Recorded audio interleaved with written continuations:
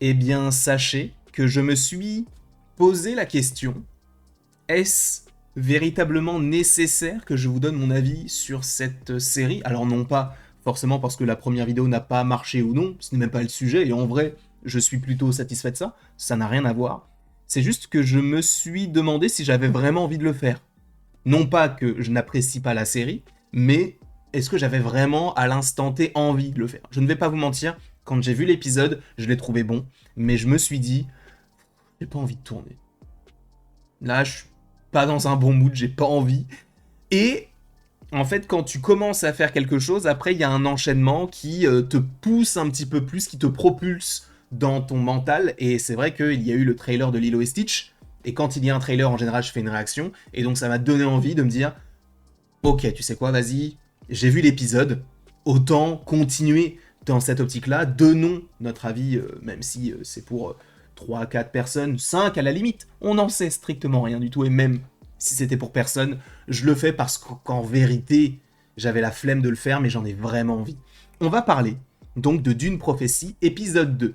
Évidemment, si vous n'avez pas vu la série, ou en tout cas si vous n'êtes pas à jour, quittez la vidéo dès maintenant parce que vous risqueriez d'être spoilé. Sachez que vous avez aussi Sébastien, donc alias Nerds, qui vous a proposé une critique, et ce, la semaine dernière, sur les 2 premiers épisodes.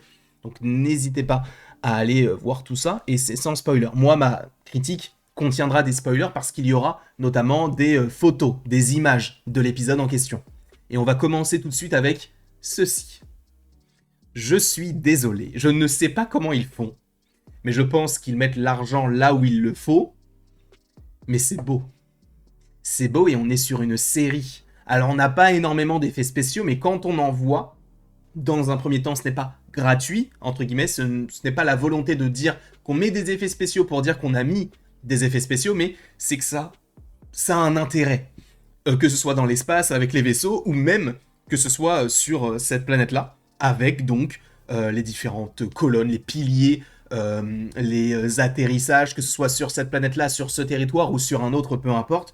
Je trouve que c'est toujours bien designé, c'est toujours beau visuellement, je n'ai absolument rien à dire là-dessus, mais en vrai, sur du Dune, notamment sur une série, ce n'est pas ce qu'on demande, mais ils ont tout de même coché cette case-là, et c'est, selon moi, un gros point positif. Donc, par rapport à ça, bravo à HBO, parce que de toute manière, est-ce que j'ai des choses négatives à dire sur HBO? En général, non, non, non.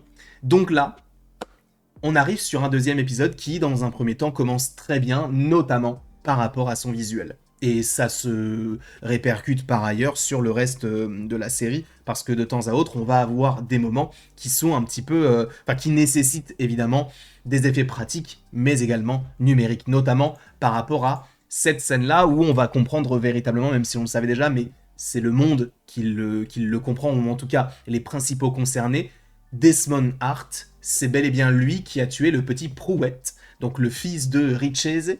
Et donc nous on l'avait déjà vu, d'ailleurs on se pose la question de comment est-ce possible. Je dis on en étant que simple spectateur, donc je me pose des questions, je ne me suis pas renseigné sur la nature de ce personnage-là, s'il est connecté à une autre communauté qu'on avait déjà vu dans les films Dune ou qui est présente dans les livres.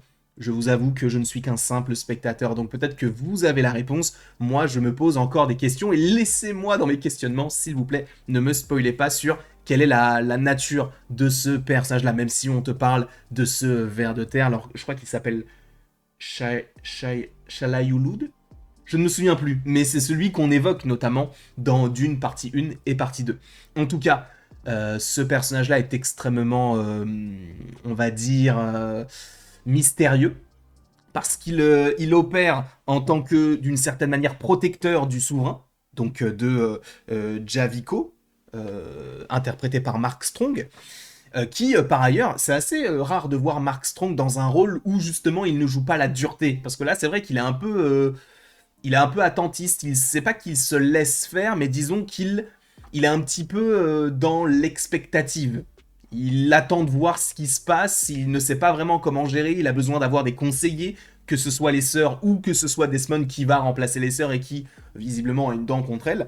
Et d'ailleurs, cette scène de fin, elle est exceptionnelle, notamment par rapport à l'intrigue. C'est là où aussi on voit que Desmond est encore plus mystérieux que ce qu'on aurait pu imaginer. Et ben en vrai, on va en parler maintenant, on va le montrer maintenant. Cette scène où on va avoir Valia qui va directement voir le roi, et qui va lui faire comprendre, ou l'empereur, je ne sais plus exactement quelle est la fonction de Javico, mais elle va lui faire comprendre que, en gros, c'est un peu elle qui commande. Et aujourd'hui, enfin, c'est pas vraiment comme ça qu'on l'évoque, mais c'est comme ça qu'on nous le montre, d'une certaine manière, avec le hors-champ, entre guillemets, lorsqu'on n'a pas Javico. Mais donc, elle va utiliser la voix pour lui dire de se trancher la gorge, mais ça ne va pas marcher. Et il va rentrer dans ce jeu-là en faisant mine de se trancher la gorge, de répondre à ce qu'elle veut qu'il fasse, et lui va faire comprendre que non, non, non, mais ça, tu fais ça à qui tu veux, mais tu me fais pas ça à moi, parce que moi, ça marchera pas sur moi.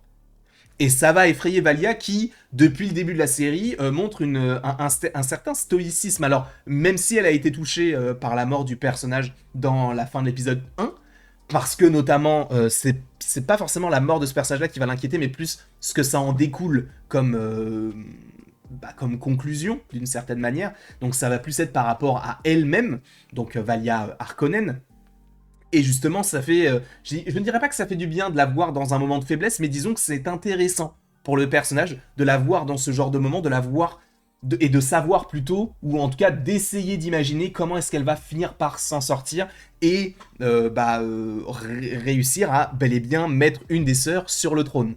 Et ça, je trouve que c'est vraiment bien fait. J'ai vraiment hâte de savoir d'ailleurs comment ça pourrait se dérouler, même si évidemment que tu as les Atreides, etc. Alors je ne sais pas depuis combien de temps les Atreides sont sur le trône, mais ça, je crois que la série se passe approximativement 10 000 ans avant les événements de Dune. Bref, en tout cas, on va avoir des personnages qui deviennent de plus en plus sympathiques, en tout cas à mes yeux, que ce soit Desmond, notamment par rapport à son charisme, mais aussi Tula, qui, elle, va être la caution un peu humaniste du côté des sœurs, celle qui va vraiment éprouver des sentiments. Il va y avoir notamment cette relation avec Lila, de mère-fille, parce que ce n'est pas vraiment sa fille et elle n'est pas vraiment sa mère, mais je trouve qu'il y a véritablement un certain legacy en anglais, un héritage qui est beau et qui ne se perpétue pas forcément, où on va avoir notamment des sœurs qui, je ne dirais pas, sont impersonnifiées, si ça se dit, ou en tout cas déshumanisées, dans ce sens-là, c'est mieux.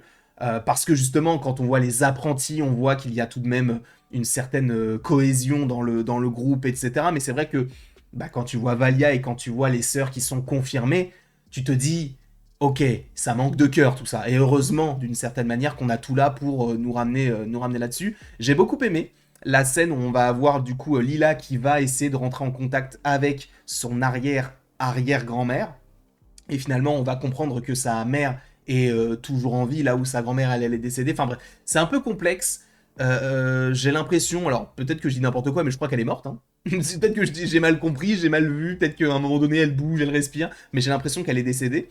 Sachant qu'elle aurait pu rapporter quelque chose en plus. Alors là, du coup, elle a eu son climax, entre guillemets, elle est rentrée en contact et du coup, elle a donné des informations précises et précieuses pour l'avenir et pour le bon fonctionnement de l'histoire. Mais c'est vrai que j'aurais aimé voir ce personnage-là un petit peu plus souvent.